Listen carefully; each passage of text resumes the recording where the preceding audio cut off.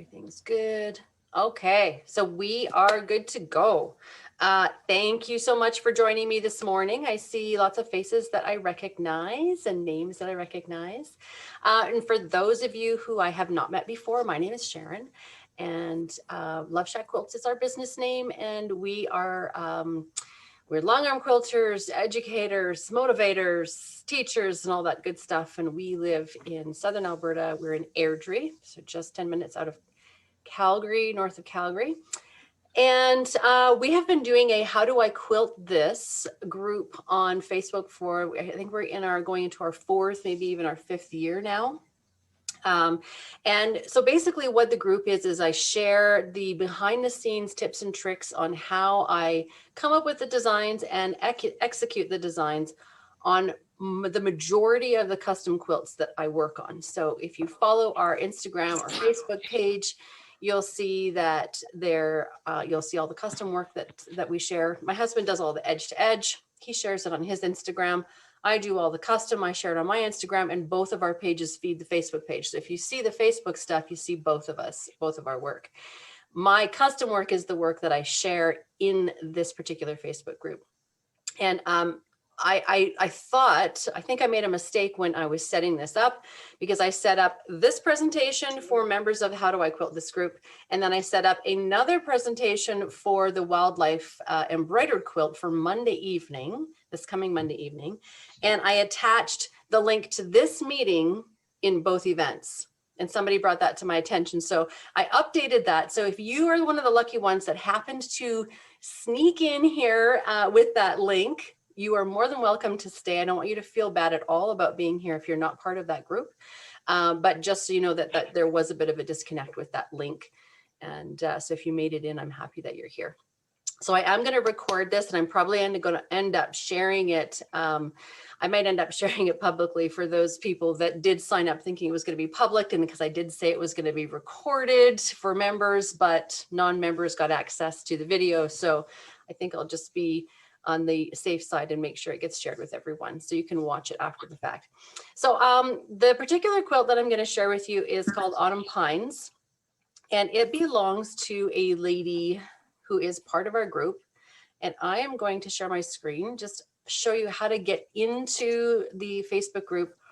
For those of you who are in it, some people don't even know how to use it or where to find stuff. So I'll show you really, really quickly. And then for those of you who are not in the group, you're going to get an inside peek of what goes on inside here. So can everybody see my screen right now? There's a picture of a big diamond wedding star quilt up top and my Facebook page or Facebook group. So this is the How Do I Quilt This group. And this is the place where you are more than welcome to, this is the quilt we're going to be talking about today. You're welcome to post pictures of quilts that you are going to be working on and ask for ideas. And I'll provide you with a video or a drawing with my suggestions. And then other people are nice enough to chime in too with their ideas. But if you're not sure where all of the meat of the group is, depending on which device that you are on, it may look a little bit different. So right now I'm on my Windows desktop, and I can find media. That's where I want to go.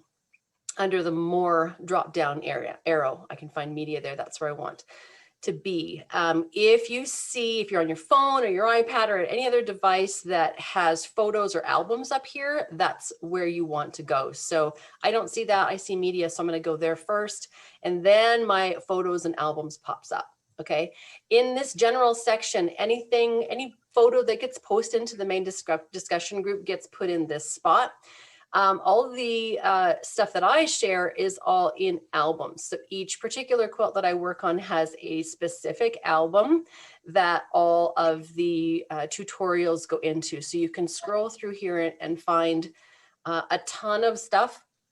And don't feel like just because you're never going to make an embroidered quilt or a paper piece Quiltworx quilt that you wouldn't benefit from looking through those albums, because like there's 67 photos and 3 videos in this one. Some of them have more, some of them have less. You might find a particular design element that will suit something that you're working on or going to be working on that has nothing to do with the particular album that you pulled it from. So some of the ideas can cross over to different styles of quilts. So just because you're never going to make this particular quilt, don't feel like, oh, there's no sense in me looking at it. Go through and peruse and look. So this is the one that we're going to be viewing today. And Facebook has done us a lovely service of randomly reorganizing the order of pictures that we put into albums. I load them in there from beginning to end, and they show up just kind of willy-nilly all over the place. You can see there's, you know, they're all kind of staggered. And sometimes even when I click on one particular picture and then arrow through thinking I'm starting at the beginning, sometimes it'll boot me out and I have to start looking through the album again. So I try to put as much explanation as possible, which you will normally find right over here where the details are for that project, or the comment sections is for each picture, sorry. That was the wrong word to use. But I haven't done that for this one yet because I want to do this presentation first, and then I'll go back and add all of that good stuff in. So I'm going to walk you through all of the different areas, and I do have a few videos to share with you. And I'll play the videos, and I may end up turning some of the sound from those videos down and just talking over them, because sometimes the sound isn't as good on them. But where I want to start, I'll back up for a minute. So now that you know that this is what this group is all about, and by the way, if you are not a member and you're interested in joining, or if you're like, well, what does it even cost? It's $49 Canadian annually. And there's literally like over 250 hours just in videos alone that you can watch. So it's a pretty good resource. So I am going to share my screen again. I want to make sure you can still see. Can you see the Quiltworx page? It says Autumn Pines on the front. Yes. Okay, great. So a sip of water here. This is where I start. When I do one of these Quiltworx quilts, where I start is the designer's website. And often for all kinds of other quilts, that's what I'll do too. What I want to get my hands on is the bones or the structure of the quilt so that I can decide what I want to put on it without being distracted by all of the fabric that the person used to make it with. And the advantage of doing a Quiltworx, if I can go on the Quiltworx website for this kind of stuff, is they offer that just line drawing of each of their projects. It's just they're really, really hard to find. If you've ever tried to search for a pattern on the Quiltworx website, I don't find that this search box is very helpful for me, because when I type in Autumn Pines, so I find that I can't find the pattern that I'm looking for when I type the quilt name in here. So I literally have to go to a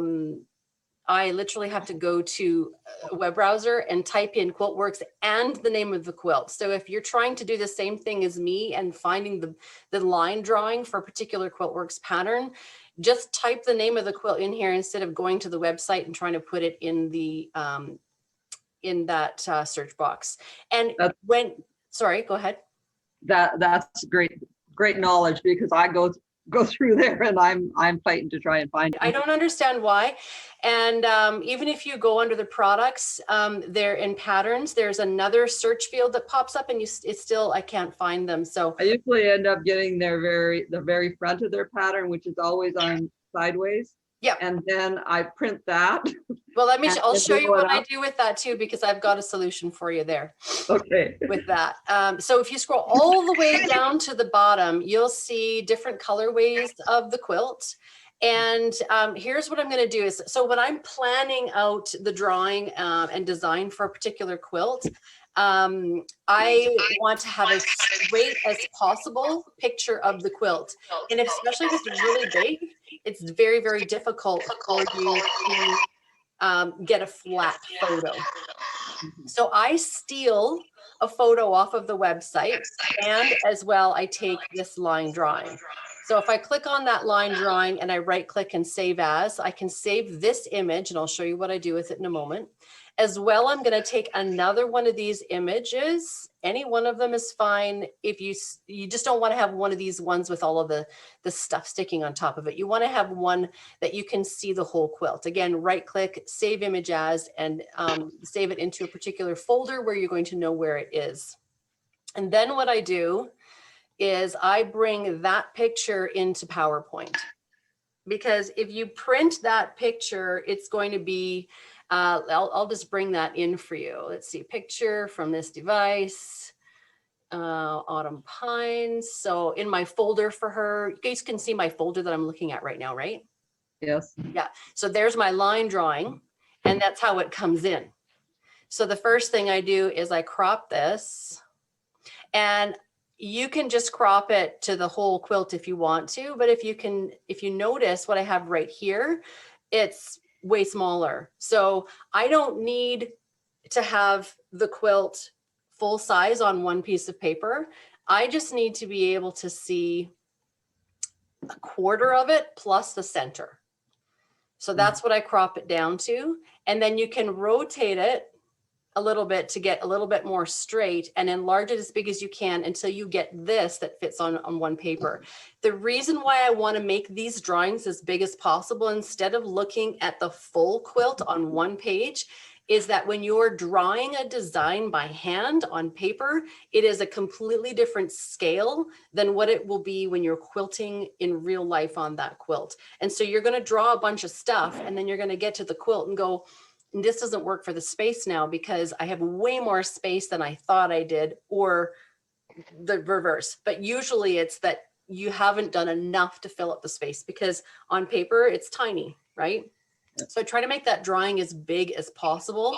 And keep in mind when you're planning these things that the scale of that is going to be important. And usually you're going to need to add more details on paper than what you think you are by the time you get to the quilt.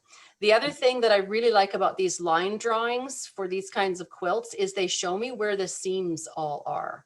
All of these lines here show me the seams of where things have been put together.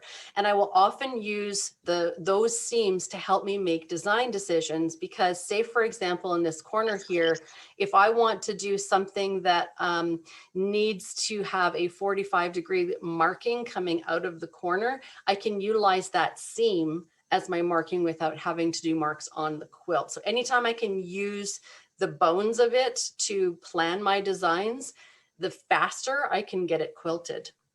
For example, this seam, this triangle section here with the curve on the end and the triangle here, you'll see how I've quilted that. And I literally just made my design decision to follow the seams of the actual quilt.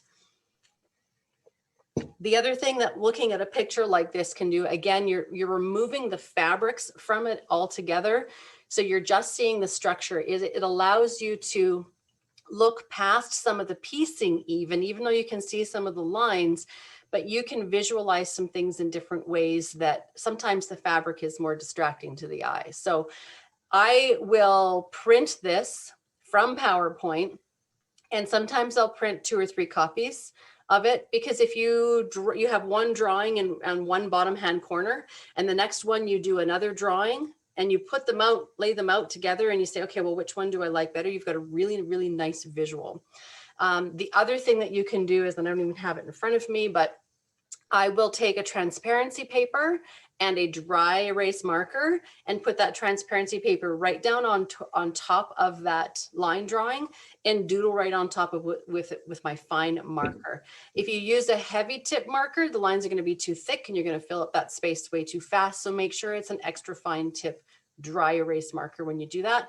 Just take a piece of batting and you can wipe it off and start again if you want to. So that technique I use more once the quilt is on the frame, and you'll see that in some of the pictures and video to get the scale idea happening. But this is a really good visual way to start. So just pulling that picture right off the website.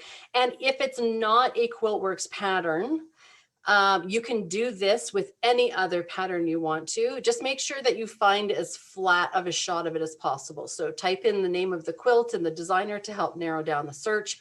Find as flat of a picture of that quilt as possible and use that to draw on. If you have fabric in that picture, because those other quilts are going to be all fabrics. There's not many other designers that will provide a bones line drawing like this one.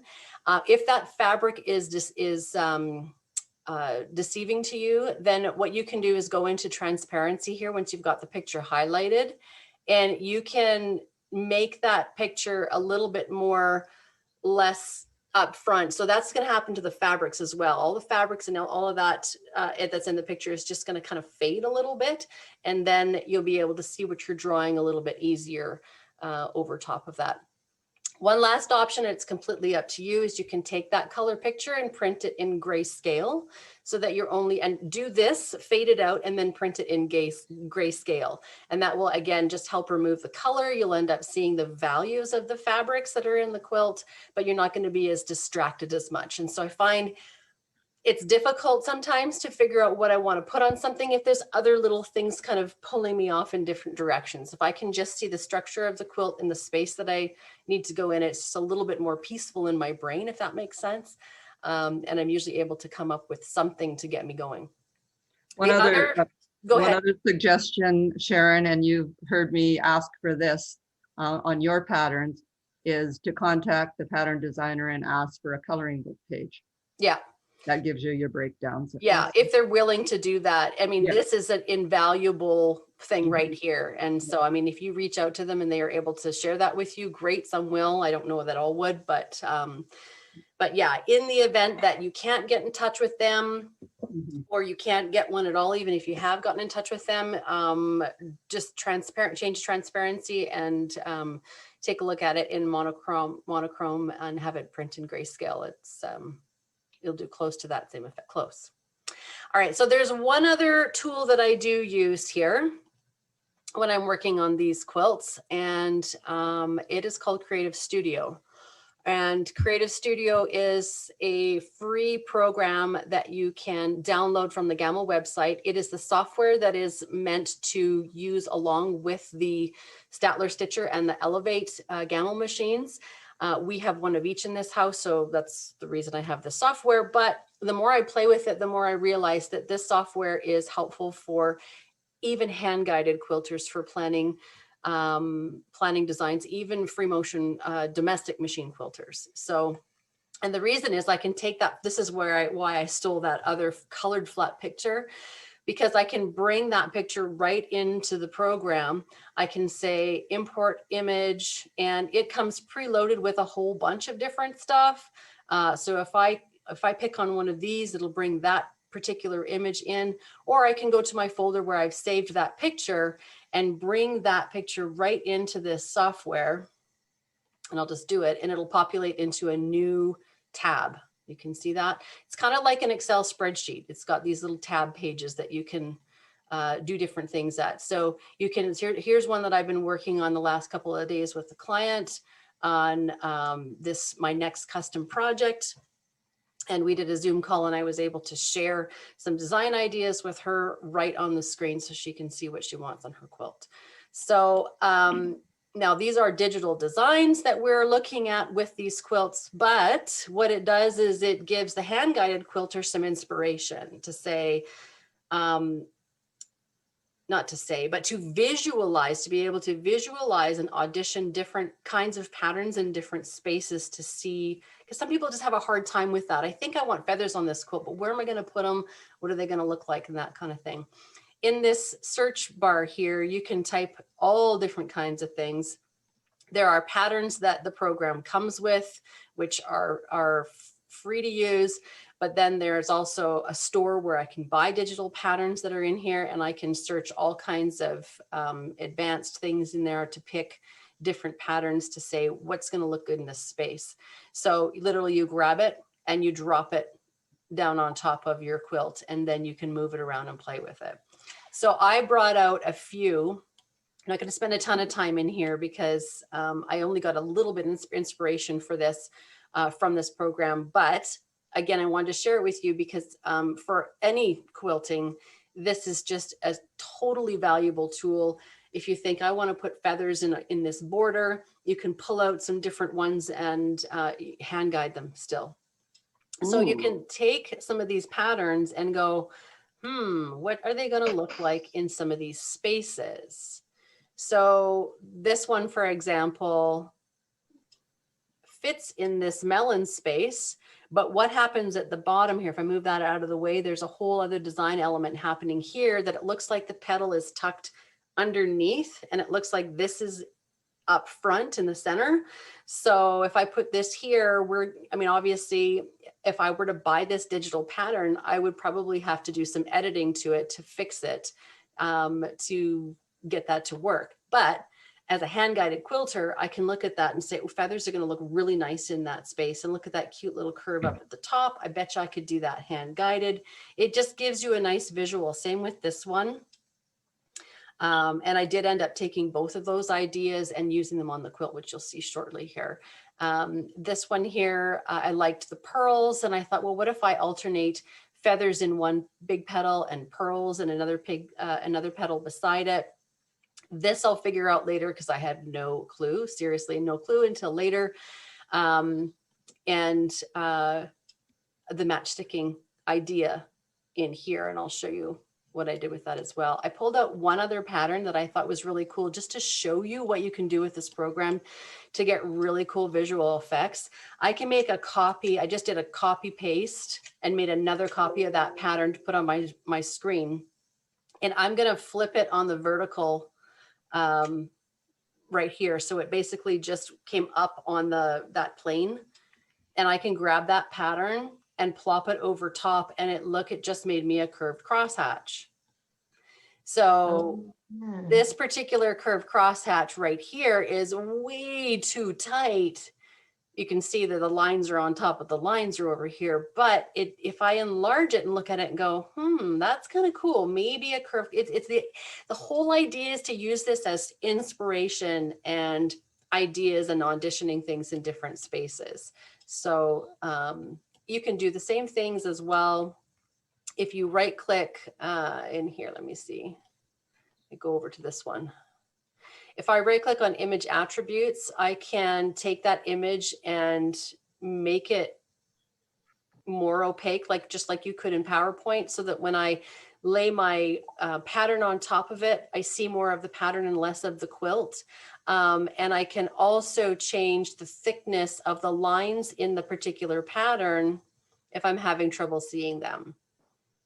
So just some really kind of easy ways for you to look at that quilt and go, maybe this, maybe that.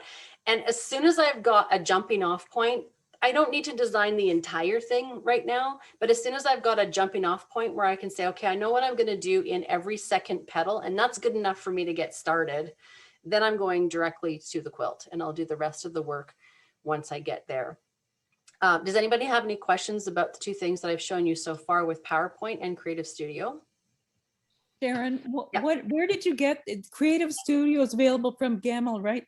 Yep. If you go onto their website, and I can share the link with you at the end. If you go onto their website, it is a free download. Okay, that was my next question. When you said it was free, I couldn't believe that. Yeah, it's a free download. It's just you can't stitch anything with it. Yes. I don't have a Gamel, so I can't stitch anything with it. You can't, but you can still use it for design ideas. It is what an awesome idea, Sharon. It really is. Wow. It really is a great resource, because in the store, and Lori, you're computerized, so you could you could say, look at this pattern and see, it's called TD Rings Melon. It's by TJ Spicer. So you could literally go to TJ's website, and I don't know if you can buy it off of here if you don't own a machine, own a Gamel. However, though, Sharon, I don't have the answer to. You can still search melons on different sites and come up with something that's somewhat similar. Right. Yeah. But the advantage of using it in this, pulling them out of the store in here, is that you can literally do a drag and drop. Oh, I completely get that. That's phenomenal. You can't take that off of somebody else's website and do a drag and drop. And let me show you one other thing that you can do with this that you can't take. If you can find this particular pattern on somebody else's website, you cannot physically do this. I can change my view to look at the nodes and break the pattern apart. So let's just say Remember how I was saying before that this feather pattern was fitting over top of this petal really nicely, but it comes all the way into the center, and maybe I don't want that. So you can see where my cursor is an arrow right now, but when I come over top of the nodes, it turns into a plus sign. If I hit my D button, anytime I hover over a pink node, those are nodes that I can divide. I can separate out. And so whatever software, if you're using, if you are computerized, hopefully you would have this feature to be able to break apart patterns. It just might behave a different way than this does to get that done. So I'm going to separate some parts of this pattern and delete things until I'm happy with, I'm not sure how far I'll be able to delete this down, but I'm going to try. I might be taking too much off. I just want to get rid of that. Now, if I had this little arc back in there, just like this one right here, I just took off too much. Now we can see what that looks like as a pattern that just fits in the nut space. And I could still buy that pattern as a computerized quilter, edit it, and use it in that space that I want to, and change it however I like. I can also take any of those nodes, and if I feel like I want this guy here to just fit right up into that peak, instead of being rounded off like that, I can change the pattern and make that a point up there. So I can change the arcs of all kinds of things. Where is she? As you can see. Okay, we have another noisy lady, and I've still not been able to mute everyone. So I'm going to take a quick look. Mute. Aha. I feel like I'm the boss when I do that. Mute, like I've got the teacher's ruler stick out. Anybody have any questions so far? Are you overwhelmed, or think maybe this is a couple of ideas that you can use?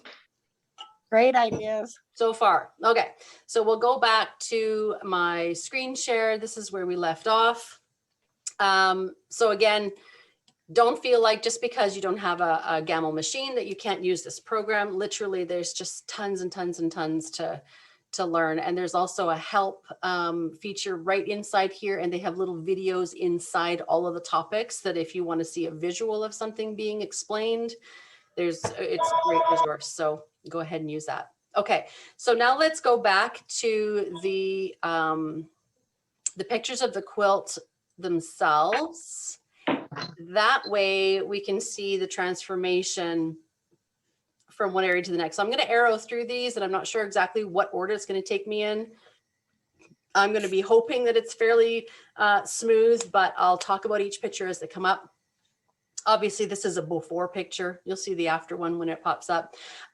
Just a word about floating or full based on custom quilts.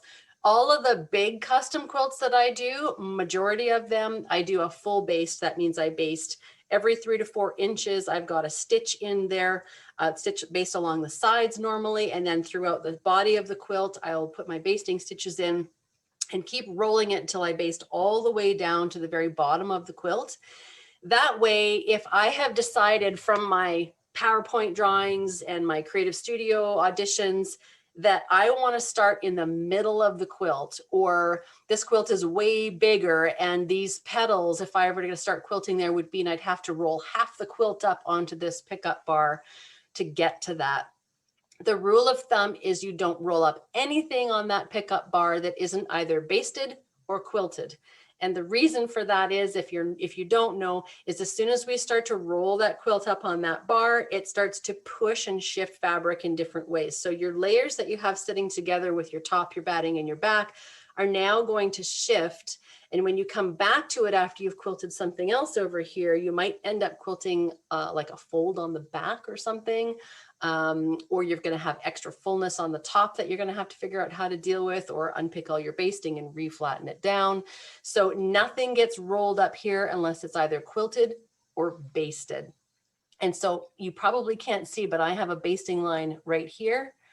And I have another one a little further up in between here and the outside edge of the quilt, just to keep that stable so I could get to the center of the quilt to start in these petals.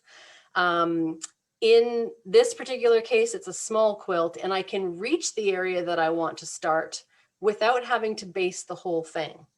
So I'm using what's called Quilt Clips. Gamel makes them. These are Gamel ones, but other manufacturers make them as well. They're just like a flexible clip that sits over top of the belly bar and prevents the quilt from shifting and pulling and moving while you're quilting it. So when you've got, let me grab one here for you. I use them all the time. Use them all the time.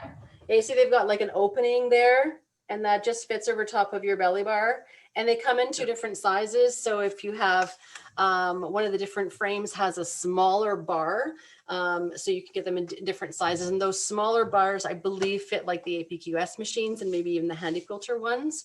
But they have the, pardon me, they have the measurements on the website when you purchase them to know if they'll fit.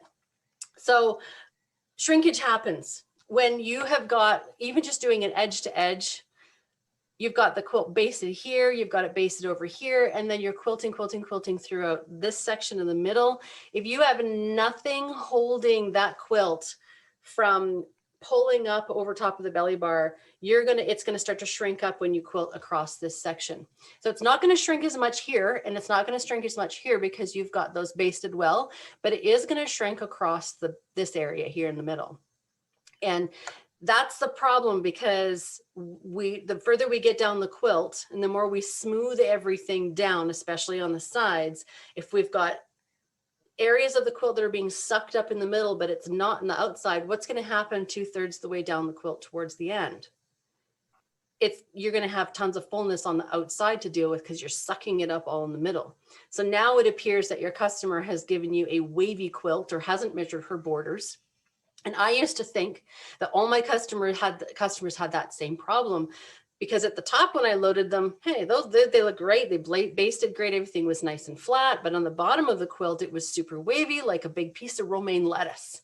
And I thought it was all my customer, but it was all me. I was forcing fullness into those quilts by not preventing that shrinkage through the center right from the very first pass. So if you are going to float, make sure that you use something to go across. I used to use pins until one day I forgot to remove one of the pins and sewed over it. And I've never used the Harbor Freight magnets because I heard about a lady breaking her pinky toe from dropping them on her foot. These quilt clips were like $50 for a set of 4. They are literally the least expensive, most valuable tool I have that I use on a daily basis. So rant over about that. But Sharon, with an APQS, normally you float under the belly bar. You're saying float over the belly bar? Well, you have a different system because you guys roll up your top. There's another bar that sits across on top of here, right? Right. So you have 2 bars. We only have 1. Oh, okay. Okay. So I'm pretty sure you can float on an APQS as well. It's just you wouldn't use that bar. I think it's called a dead bar. Yeah, we'd use the one underneath. Right. So the one underneath is technically your belly bar. So I don't imagine that those clamps as such fit in APQS. Well, they have a smaller size, so it depends on the diameter of your frame, that bar across there. Are they foam-like or are they more like a piece of plumbing pipe? They're like what's that C, starts with a C, CTV, CV? They're like a plumbing pipe. Yeah, like a, yeah. They're more like the size of a vacuum cleaner, indoor vacuum. Okay. Yeah, this one's wider, but I think this is a 3-inch one, but I think they have the 2-inch ones as well. And I've heard that they fit the APQS, but check your measurements before you buy anything. Okay, thank you. That's great. Yeah, you're welcome. All right. So there's a picture of my drawing with a couple of things that I had drawn out. So keep that handy with you once you've printed it and keep it beside you on the machine. If you guys have not used the Nan Fishpaw rulers, they are my go-to rulers. I sell them if you guys are interested in them. They fit almost all of the arcs in the Judy Newmar quilts. Just the curved ones are just awesome. And the curved ones are the same curve on the inside of the ruler as they are on the outside of the ruler. So it doesn't matter what side of the hopping foot you're on when you're trying to reach some of those awkward spaces, they really, really work well. All right, so there's the after of our picture. So I wanted to say with that one picture, we had the matchstick going and it was much wider. I made mine much more dense because I want that area of the quilt to recede back. So when you think about your quilting, I like to think of it like, from an artist perspective, what do I want to be in the front? And what do I want to be in the back? So it's like an artist will think about the values that they'll use when they're painting a painting. The darker the colors are, the further back in the distance that area of the painting will appear. And the lighter the colors are, the more forward they'll appear. So how that works with quilting is the more dense stuff appears to be at the back and the less quilted stuff tends to be at the front. So what makes these quilts really fun to work on is there's so many different pieced areas that you can create different levels of dimension based on how dense you quilt. So if I were to put that design that had kind of like a really big wavy line through it beside a larger feather like this one, those two design areas would kind of get lost beside each other. They would look very one-noted or one-dimensional. So the reason we've chosen, or I choose to quilt things in different scales and densities, is because I want that quilt to come alive and feel like those layers I can actually see and touch. And with a quilt, unlike a flat painting, you can actually feel and see those layers. I mean, how many times have we run our hands across a quilt after it's been quilted just to feel all that texture, right? So that part is quilted, and what I did was I quilted a petal here, and then I did the drawing. Here's the transparency paper, and I had my seam ripper out because I always have to pick something out in a quilt. And this is what I'll use to just double check that I like the scale of what I'm going to do. Sometimes it's just to get the muscle memory going, because again, on the paper, it's not the same scale as you're going to be quilting it. So if you draw it on the transparency right over top of the quilt, you're drawing it to the actual size of that space that you're going to need to fill. So let's see what is next here. Just another picture of it. I've got really nice light on that side of my machine. And a trick for taking pictures of your quilting so that your quilting shows really, really well is to have the light source on the opposite side of you and you standing over here, and the quilt in between. And lighter quilts are easier to do this with. The darker they get, the more difficult it gets to show the texture in the photos because we see texture through shadows. And the dark fabric don't show the fabric as nicely as the light fabrics do. So that's why it's a real struggle, it's a challenge to get that texture to show when you're taking pictures of dark quilts. All right, so I'm going to show you a little trick on how I got the that matchsticking in there, and you might think it's just straight lines. What's the big deal? But if I go back for a second, you can see this petal is straight up and down. These petals, here I'm pointing to my screen, you can't see my fingers. These petals right here are kind of on a 30 degree, I don't even know what angle, 45, I don't know what angle that is. They're pointing kind of outward. It's not a 45, I don't know. But what happens with your machine is because it sits on a horizontal and vertical track, it naturally wants to go horizontally and vertically. So if you're doing matchsticking from side to side or up and down, it feels like it's just naturally staying in those lines. As soon as you try to do a matchsticking or any kind of straight line on any angle, you're going to have trouble staying straight. And what's going to happen if you don't watch it is your lines are going to fan out like this. Right? They're going to start straight and then they're going to start to fan out. And then, so that is a real thing that happens. So I got it. Yeah, so the ruler and marking pen that I have here, this is one of the ones that is going on an angle, and I'm going to draw a line from tip to tip going straight through the middle of that space. And so now so you can see that line drawn there. Yes. So now when I stitch that, look at where this line on my ruler is. Mm-hmm. You keep one of the lines, doesn't matter which one of the lines from your ruler directly on top of that straight drawn line. And then these ones will all be quilted exactly perpendicular to that line. And that's what we want. Great tip. Well, I quilted this Wow. match sticking on another quilt where I quilted the lines all straight up and down like this.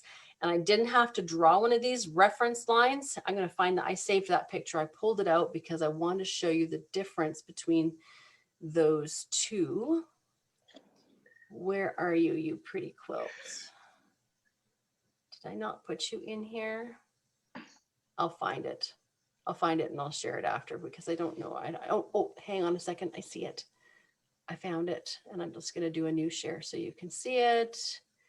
You can see how the lines are going this way and this other.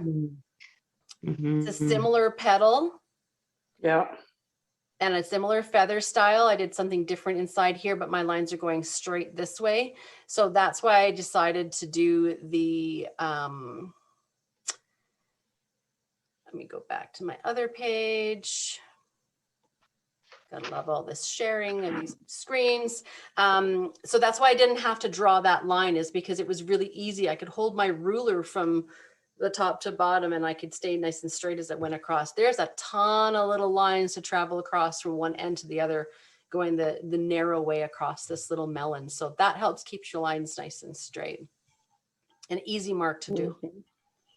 Mm-hmm. Okay. So I don't have an actual video of this being done. It's just 2/4 inch echoes with a string of pearls on the inside, but I have videos for all of the other stuff. I had a problem with my camera that I had to get a new memory card for. Well, I've got a new one now, and it corrupted half of my videos. Ooh. So that one I'm missing, but I have all of the rest of them. So, all right, tons of pictures of that same thing. Let's move on. And then once I had all of those quilted in those sections, this was the section that I had remaining. And I decided that I wanted to do something completely different from the other two petals. But my issue is with these spikes, how do I deal with those spikes beside all that open background space that I want to fill in? Do I want to take my background fill and put it right up against those spikes? And if I do, it gets challenging to get a fill to go in deep into those little spaces. So I decided to treat it with a curved crosshatch. And then, so the curved crosshatch is in this area here, and then frame each section with a 1/2 inch overlapping at the bottom, just to make that one star pop out a little bit more. See, those sections are all quilted now, and we've got our 1/2 inch echo, and then all of this is going to be background fill. And there's the background fill. You'll see a video of that as well. So I've got a video for all of this good stuff for you guys to watch. And you can see here where I put where I used that, those seam lines that I talked about at the beginning. And I used the point, that intersection where these two fabrics met, I used that as my point. So I didn't have to draw new markings. And I just radiated out from one center point at the base of that triangle. So it's whenever you can use any of those areas or seams on the quilt to guide you in an area, gosh, it's so much easier. And then just a straight line piano key border in there, which was really, really simple. There's I didn't draw on the quilt. There's transparency paper over top of that. You can see that edge right here. And I wanted to repeat that same idea of the pearls going all the way around the quilt with the channel on either side. So until I draw it out, I'm not 100% sure. And then once I draw it out, I'm usually happy with it. So there's just one line put in. So I start on the outside edge and then I echo another 1/4 inch away from that, and then do the same thing on the opposite side, and then fill that in with that row of continuous pearls inside there. There's a better look at the way I used these intersections to travel over. So every second one I had to travel. So I came up, over, down, up, over, down. So there's a little bit of a travel in there on top of the ditch that's already stitched. And there's my 2 lines, my 2 channels in. ready for those pebbles to go in. And as you can see here with the straight line piano key, I did mark them. You can see these little tiny blue ticks. I did mark them to make sure that they were nice and even and straight. And I tried using these again as points to stitch my lines up to and then just put a space in between. But because it's on a curve, the lines would have all been in different widths. So that would have been a fail, but whenever you can possibly use some of those, the better. So before I show you the videos, there's just a couple of quick overall pictures of it. And in the center, I just did a very, very shallow arc all the way out to every point. Nothing busy in there. There's enough busy quilting in this already. So sometimes simpler quilting just allows for a little bit of a relief area here and there, which is nice. And that's one of the reasons why I quilt these sections last. It's kind of like I think about a sashing on a quilt, and I think I don't know how much a sashing is going to need to be quilted until I've got everything else done. And then I'll decide maybe if it's the little 1-inch sashing, it doesn't need anything at all. So just one of those decisions you make as you go.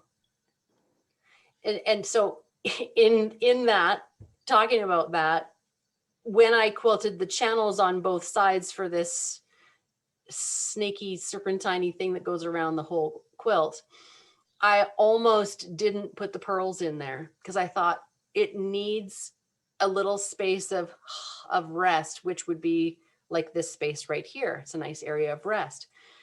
But when I stood back and looked at it, and I saw that I had that same channel here and those pearls there, it looked like I forgot to put the quilting in that spot.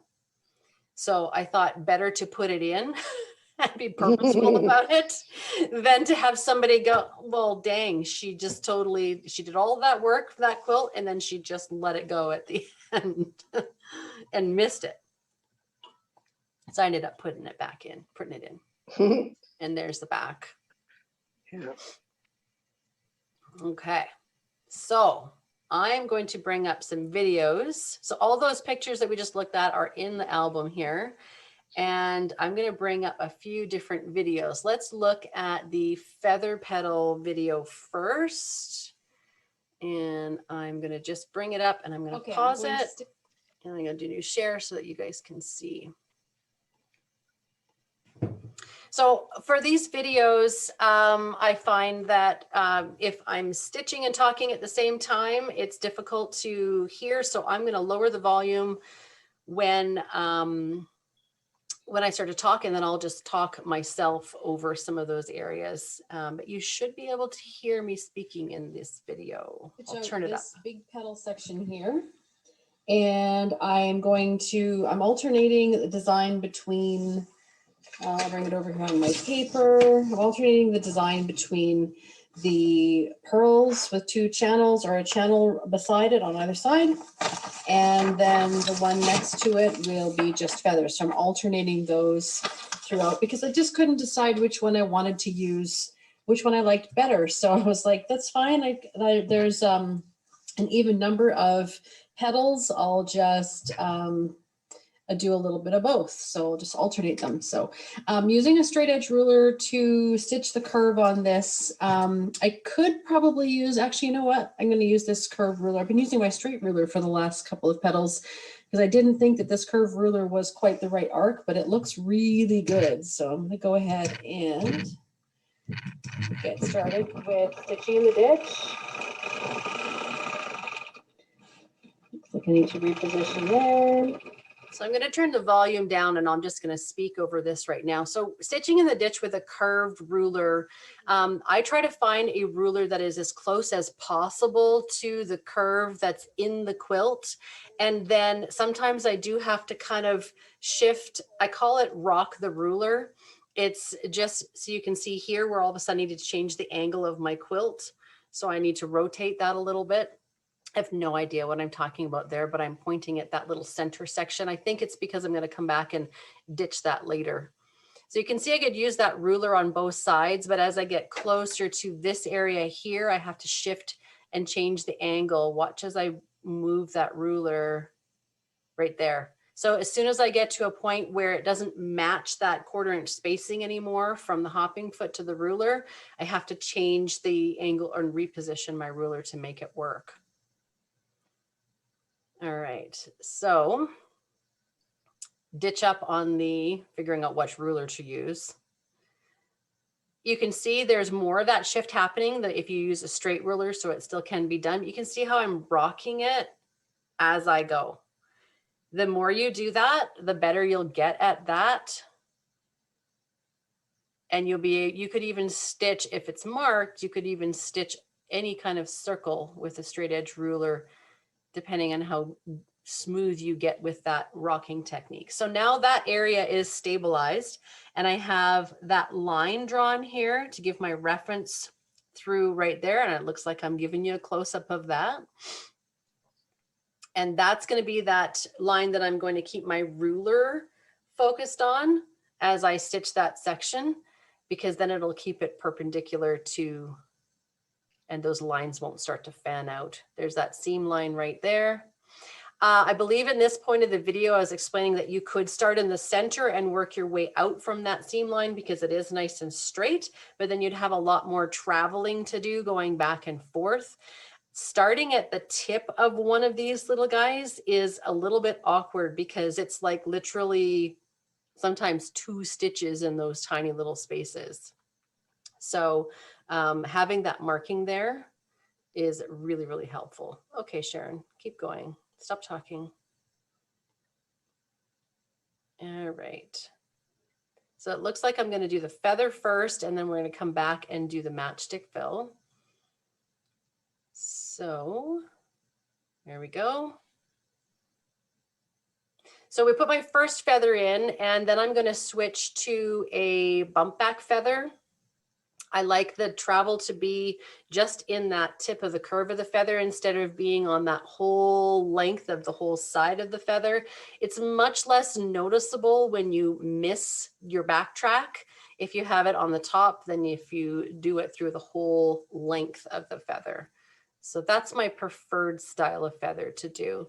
But if you do both styles of feather, you're able to tuck a single feather or 2 feathers in a space as you come to a close, because you can start to visualize, oh, I only have room for 1 feather. So if I do bump back feathers, then that means that I'm committed to 2 feathers. But if you know how to do both, you can throw just a single plain long arm feather in there to fill that final space. So this little detail right here, I'm going to show you. You can quilt a little curl on top of the feather as you do it. So I'm going to do my arc and I'm going to stop, do a little curl, come back to that, and then close off my feather. So there's no extra travel in going up there to complete that. And then I believe from here, oh, it's so cute. And we'll do the same thing, mirror image on the other side of that space. And here's now where we're going to start quilting to get back down at the bottom. So we've got to get back to the bottom to be able to quilt our other row of feathers up. So any of the lines on your ruler where it's comfortable to have your hand. And at the very base, it's just a couple of little stitches. It's going to be really, really tiny. So it's like 2 or 3 stitches until you get going. So these spacings are 1/8 of an inch max apart. That's really a true matchsticking, not just straight lines. Wider straight lines are more considered to be like a piano key design element. So the matchsticking is very, very close and dense. So I don't attempt to do anything other than horizontal and vertical without a ruler when I do any matchsticking on an angle at all. And you can see this line here is staying right on that drawn line the whole time, because this is a strange angle. And also don't obsess too much. See, look at, there's a little bit of a wider space here, a little bit of a closer space there. When you stand back and look at those sections that are matchstick, overall, you really don't see them as much. And I am going to catch this seam as I come down this side. Even though it means a closer matchstick line, it'd be better to have a closer matchstick line than that seam really sticking up and popping up in the center. I want that area to be tacked down nicely. So this is one of the things that I struggle with too. I know I'm not alone, is look at how close we are to this quilt right now. We're so close. That's as close as I am when I'm looking at it and I'm quilting it too. You can see every imperfection in your own work when you're that close. You can pick it apart all day long. When you stand back a few extra feet and take a look at it overall, it's really not so much of a big deal. You don't see those things as you do when you're close up like that. All right. And then the feathers up on the other side.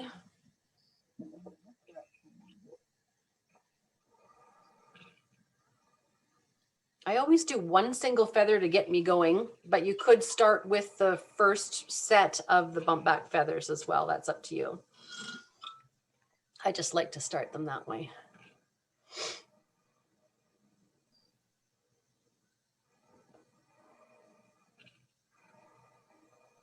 And I decided to use the same color of thread throughout the whole quilt, other than that dark wavy snaky channel that goes around the outside. I did switch thread for that. Everything else I used the same color. So as I get up to here, this is where I want to tuck that little detail in, and it's mirror image. So now I have to process that in my brain, which way I want it to go. And if you're not sure, you can always draw it. So which way am I going to go? I had to stop and think about it for a second, get my little curl in there and come back down. So it looks like two cute little, I don't know, antenna. I don't want them to look like antenna, but all right. So there is that video finished. I'm going to close that. And oh, I closed the whole screen share. Does anybody have any questions about that video before I show the next one? What did you do in the tip of that, Sharon? Absolutely nothing. Oh, nice. I left it alone. Some of those areas that you're just not sure, I leave them alone. And then when I stand back and look at them, I feel like, okay, is it screaming for more space? And it just wasn't. So I didn't quilt anything in there at all. I know for me, it's like I like to over quilt things so much. It's a real effort to make sure that I don't put too much quilting in some spaces. All right, so curved cross hatching. Let's look at this video next. I'll pause it for just a sec and get our screen share going back up. Curved cross hatching can really be done in any space, providing you're able to mark the center of it. And I'm going to show you how to do that in this one here. So I've just drawn a curved crosshatch, just kind of following the natural arch, the arch of this curve that's here already. And I tested my curved ruler. This ruler is really, really close to being the right angle, but it's not bang on. If I come from this angle, you can see that it's not quite the exact curve that I want it to be to mimic that. So I'm not going to even try to recreate that curve. I'm going to make my own. I'm going to use this ruler, but I'm going to use a different method. And I've done this before on a different quilt there's a tutorial of it. But in this case, it might be a little bit different than the other one. So I thought I would refilm that. So this is what the curved crosshatch looks like in this space. Almost kind of like a bit of a pineapple in here because of these dark purple piecing sections coming out. So it's not just a curved crosshatch, it is a double curved crosshatch. So I've got an echo 1/4 of an inch away from my initial stitch line. So I quite like how it is a different contrast to these. And I'm going to try to do that here. So you can literally put a crosshatch in any space, providing that you can find the center of that space. And in this particular section here, we have a seam that goes all the way from the base to the peak. And so I'm going to use that seam as my center line. And that is going to help me do my markings here. So I'm going to grab my ruler and I'm just going to start by placing it over top of the section with the ruler down this one of the long lines on the ruler going right down the seam here. So if you're working in a section that doesn't have a center seam like this, you're going to have to lay your ruler down from base to tip and draw yourself a marking. But in this case, I have a seam here, so I'm going to use that. And this seam right here and that intersection right there is going to be my first easy lineup point. And I'm going to make my marks an inch away. So I'm just going to move my ruler down so that that line is still throughout the center, but the 1 inch marking is over top of those little seam intersections, and I'll make a mark there. And then I'm going to come down another inch and do the exact same here that I've done. And then I'm going to flip my ruler around and I'm going to start working up this opposite way. So again, that line on the ruler has to be right on top of that center, either seam or drawn line that you have. And then in 1 inch markings, 1 inch increments, I'm going to make marks. So I'll zoom in here so that you can see that a little bit more. And actually, I might have to just take you right out to be able to get up close to see. You can see the marks that I've made there. Those are all in 1 inch increments, and the mark is on both sides. And using that technique with the ruler. So I lost my sound again, and that sometimes happens when I'm filming. So I'll just narrate from here in. So using that marking on the ruler keeps that crosshatch straight as you go across, so that when those lines intersect, you've actually got a diamond shape created in the opening of those spaces. If your markings aren't straight and parallel to each other from one side to the other, you're going to end up with really strange parallelogram style curve cross hatching, and it's not going to be as pretty. So, and in this case, again, like I said at the beginning, anytime I can utilize the seams that are already there for reference points, I'm going to do that. So that's what I've done with that big seam going from root to tip in this section here. And you can, and again, you could cross hatch a circle, you could cross hatch an acorn shape. There's all kinds of shapes you could cross hatch, so long as you can identify a center point. It looks like I'm just trying to get a better view for you there. We'll see how the audio is doing on the video now.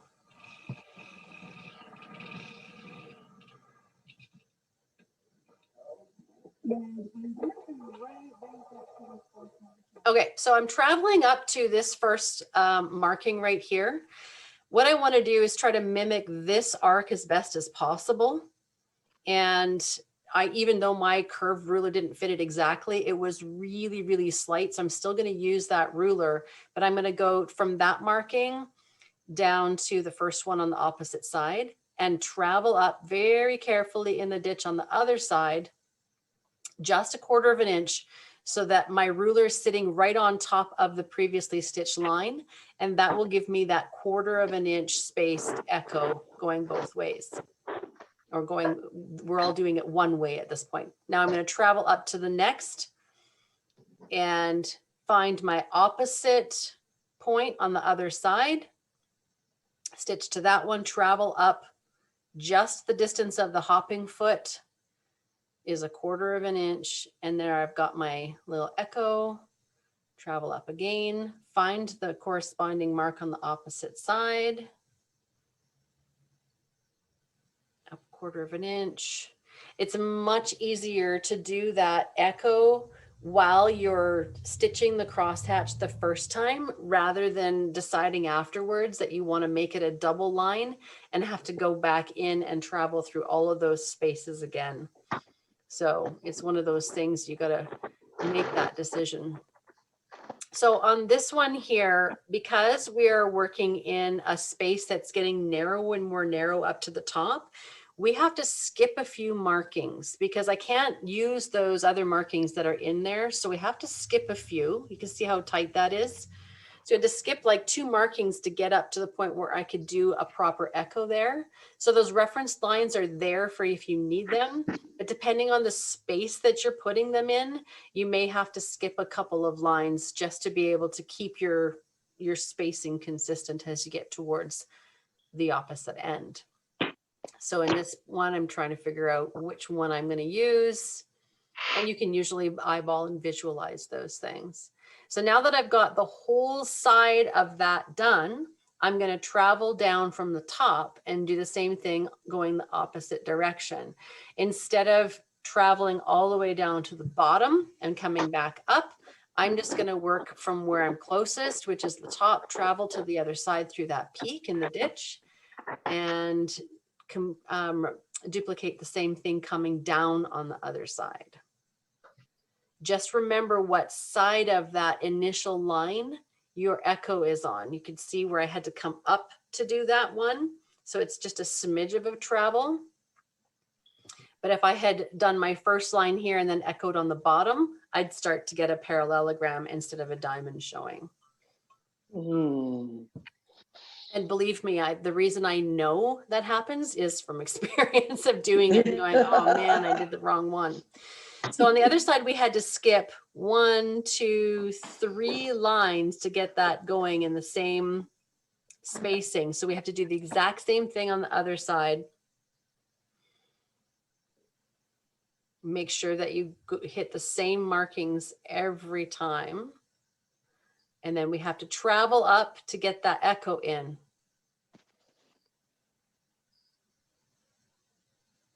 So if you wanted to mark all of those echo lines, you totally could to eliminate some of that guesswork or a little bit of traveling. But I find just the less marking I can do, the better, and the less confusing it is when I start to look for which one am I supposed to land on. If there's only 1 mark, I know exactly what I'm landing on. If there's 2 marks, sometimes your eye gets confused and you feel like you're planning it better by doing extra marking at the beginning, but you're actually confusing your own self as you travel through it. So I find the less marks that I have on the quilt top, the better. And then the less I have to remove afterwards too. And we can talk about what kind of tools I might want to use for that. All right, so I'm just basically repeating exactly the same thing all the way down to the bottom. This looks really tricky. And so we'll just skip ahead just a smidge, and then we have our bottom one in, and there's our curved crosshatch. All done and beautiful. Okay. All right. I'll turn my volume back up so I can hear you guys. Anybody have any questions about the curved crosshatch before we move on to the next video? We're good? What's the name of the rulers you use? So those are made by, I'll grab them.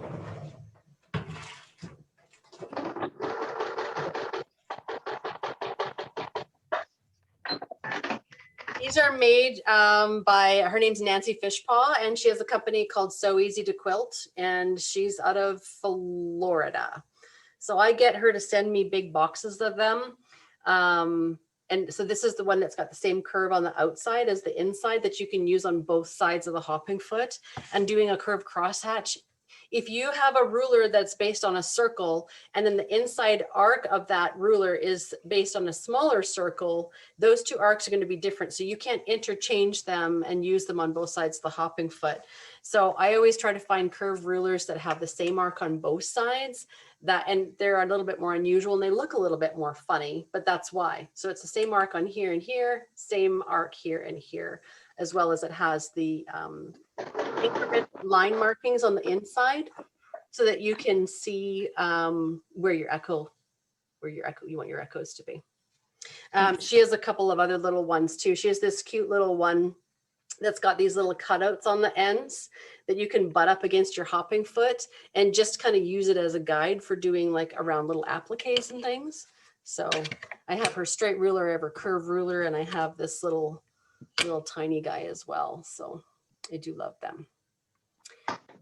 All right, any other curve cross-hatching questions? I think the next video is the feather. I think the next video is the feather one. So get to that one. The background fill. I saved the money shot for the end. It's just got a little bit more pizzazz. All right, everybody can see my screen, see the picture of this quilt with all this fancy quilting on it. Okay, we'll see how the volume goes again with this one. Okay, in this video, I'm going to walk you through how I get this pretty background fill in all the negative space that's left.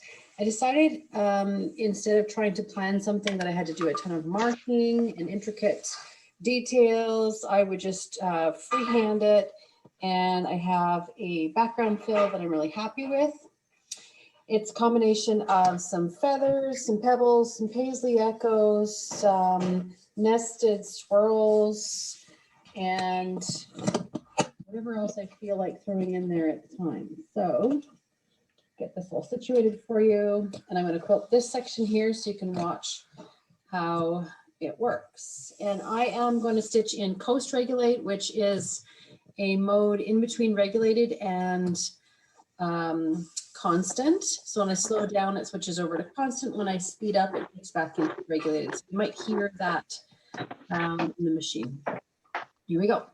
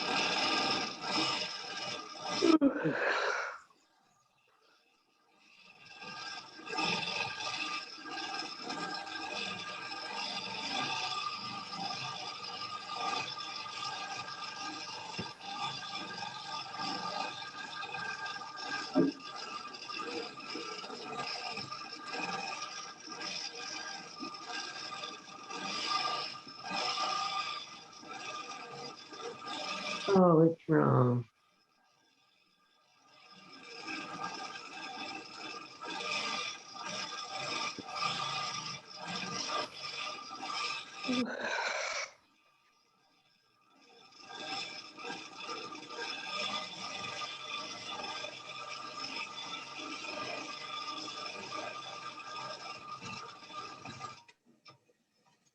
Anybody did? Yeah, I'm so impressed with how circular your circles are. See, the trick to that is going, see how many times I go around them?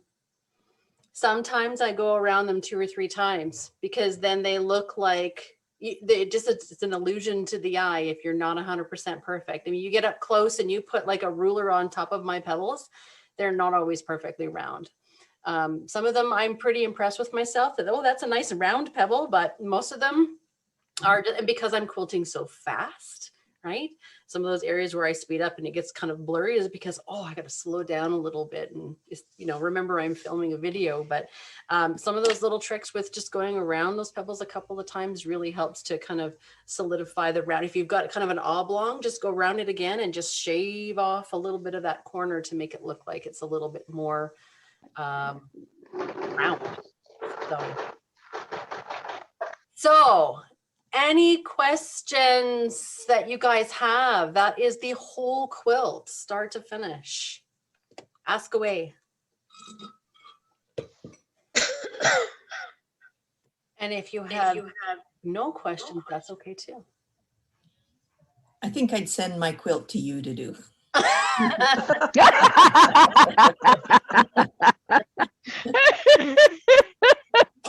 Well, I wouldn't say no. I wouldn't say no, but the whole purpose of the group is to show you how when I break those things down, I mean, you don't have to do fancy elements in every single area, but the whole point is to break it down enough that you can look at a project and go, okay, just this section, and then just that section, and then keep adding and adding, and not letting the whole overall finished piece overwhelm you because you feel like you have to plan something up front for, magnificent for every single area, right?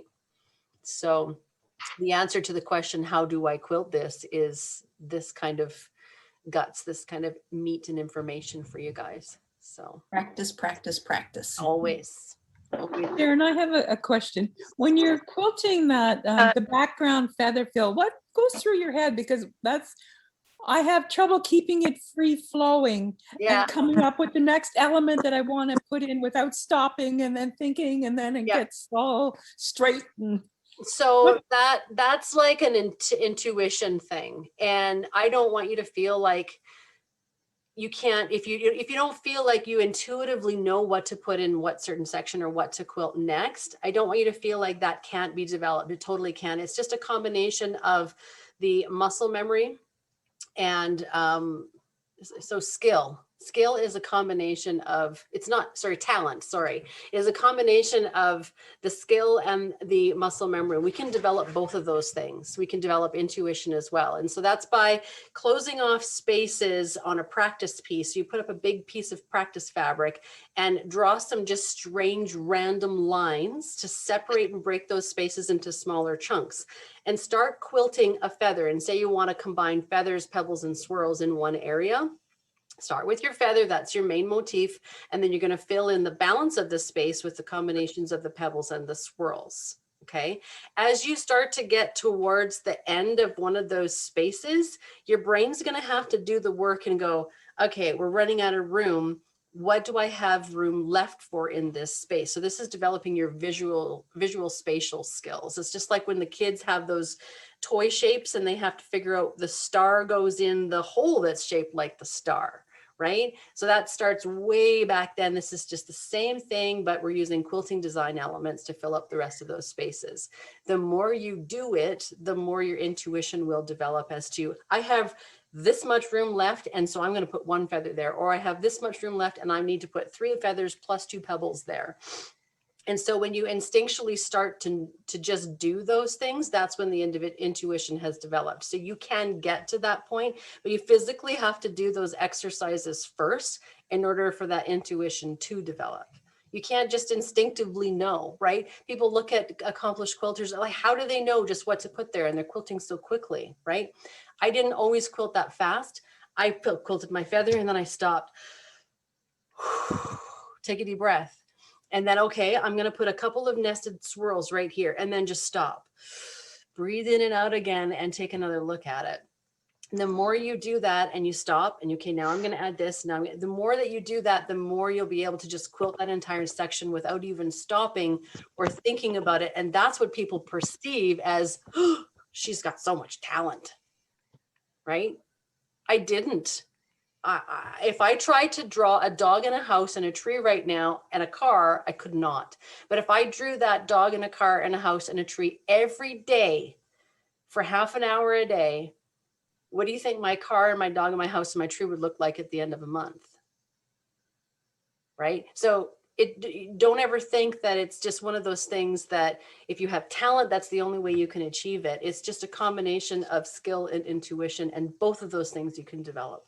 And that visual spatial idea is developed by forcing yourself to separate. Don't just quilt in a big, huge section on your piece of practice fabric. Divide it into spaces, because that's what our real quilts look like. Right? And then if it's still overwhelming, break it down even smaller until you feel more confident about what you're going to put in there. And start by drawing those things too, if you don't have the practice fabric up, because your muscle memory isn't just about the practice at the machine.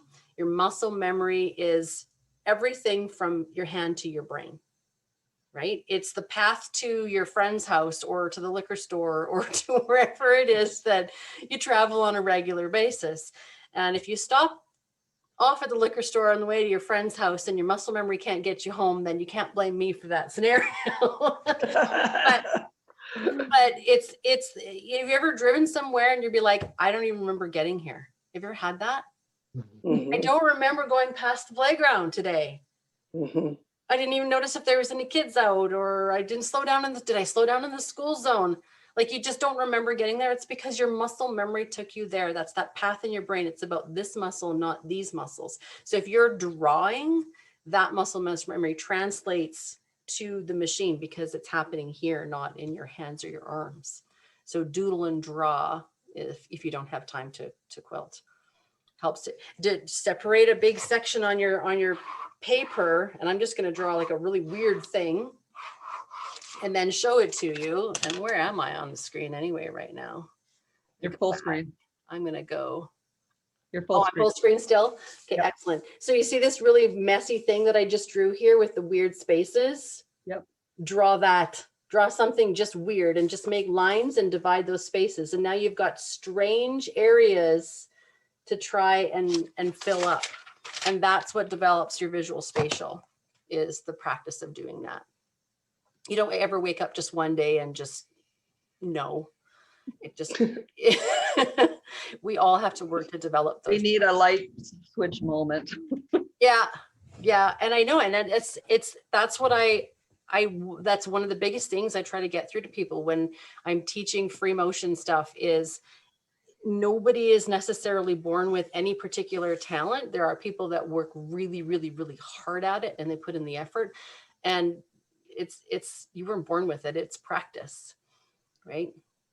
So sorry, I went off on a big answer. Maybe that was more than you needed to hear. But I'm passionate about that because people feel like, oh, free motion just isn't for me, or it's not something that I could ever do. Leave it to those people, or like May said, I'm just going to send my quilts to you.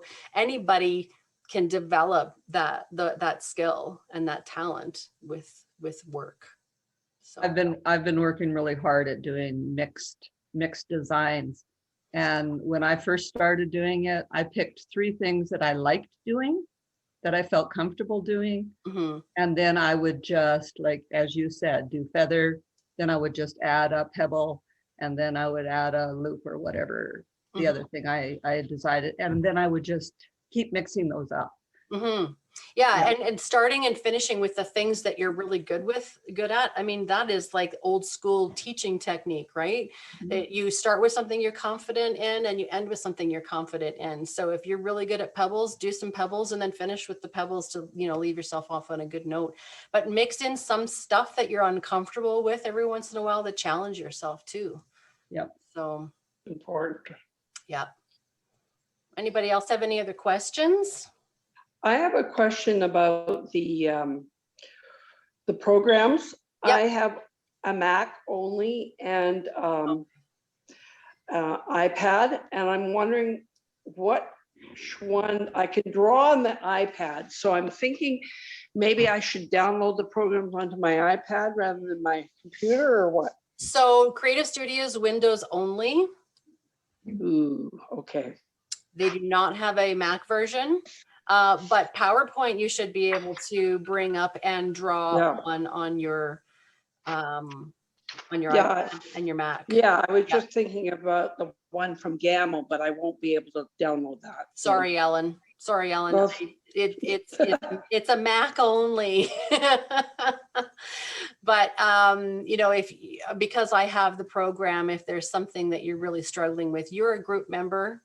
So Yeah. that's part of the group, the membership that you pay for is having me help with some of those questions. And if you're really struggling, we can do something in there just to give you some visuals. Yeah, I just have to do more doodling. Absolutely. Yeah. Yeah, that's definitely the biggest thing that helps for sure. Anybody else? Any questions at all? Okay, so what I'll do is I am going to stop recording.